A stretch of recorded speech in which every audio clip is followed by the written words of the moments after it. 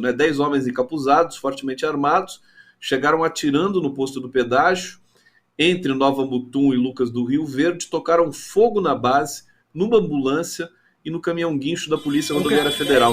A gente está sob terrorismo nesse momento. Explica pra gente, Eduardo. Sem dúvida, Conde. Nos últimos tempos, a gente tem que ter que recorrer não só à ciência política, à história, mas à psiquiatria, à psicologia, à psicanálise. Né? Tem muita gente utilizando Freud para tentar entender o movimento da massa, né? Dos bolsonaristas. Eu gosto muito de um livro, que é esse daqui, do Viktor Frankl, né? É de um psicanalista austríaco, é O Sofrimento Humano. Ele analisa aqui, dentre alguns elementos da psique humana, ele analisa dois pontos que são muito interessantes para entender esse movimento dessa malta bolsonarista. Um é a questão do pensamento coletivista, o outro é a questão do fanatismo, que de certa forma estão imbricados, né? Então, assim, o pensamento coletivista, do ponto de vista da psicologia de Viktor Frankl, é o que dá força para que essas pessoas continuem ainda existindo e insistindo nesses movimentos, porque elas começam a se despessoalizar de uma forma tão forte das suas individualidades, em que elas existem enquanto um grupo. E enquanto grupo coletivo, no momento que você despessoaliza, né, da sua individualidade e começa a agir como um coletivo, você perde essa noção da realidade, desse contato com a realidade, porque as pessoas começam praticamente a repetir ações. E vem a coisa do pneu, ou seja, das pessoas rezarem em torno do pneu. Basta alguém começar que os outros seguem. E possivelmente a gente percebe isso muito claramente, de que eles repetem determinados mantras que em algum momento alguém criou. E aí eles passam a repetir. Né? Perceba, por exemplo, a mudança de intervenção militar para intervenção federal.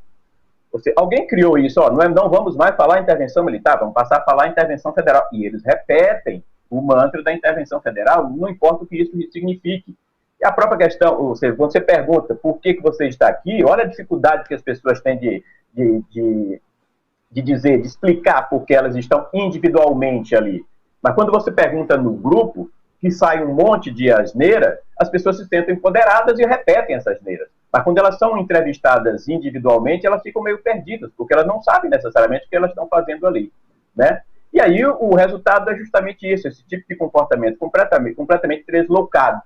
E que para nós que tenta buscar um mínimo de racionalidade para entender esse negócio, precisa se desvencilhar um pouco da própria racionalidade, tentar entrar na cabeça dessas pessoas, né? De como funciona essa questão coletiva, porque eles passam a agir já não mais como indivíduos, mas como um coletivo, e aí conectado com a questão do fanatismo, né?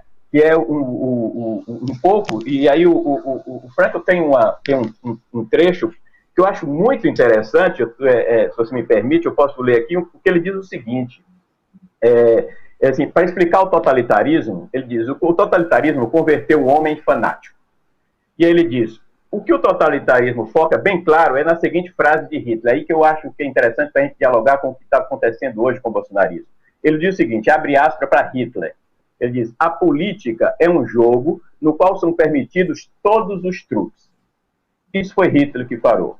Há algum tempo atrás, certamente o nosso telespectador, você deve ter se lembrado de que o Bolsonaro chegou a dizer algo na mesma linha, tipo, fake news é uma coisa que todo mundo temos que conviver com fake news, que é uma coisa normal. Então, no momento em que o Hitler diz que a política é um jogo no qual são permitidos todos os truques, tudo é possível dentro da política, não há mais racionalidade. O que há são grandes narrativas, grandes truques. E o que essas pessoas fazem são isso. Elas vivem desses grandes truques.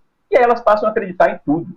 E é difícil você lidar com esse tipo de gente quando eles chegam a esse nível de fanatismo. Extremamente preocupante.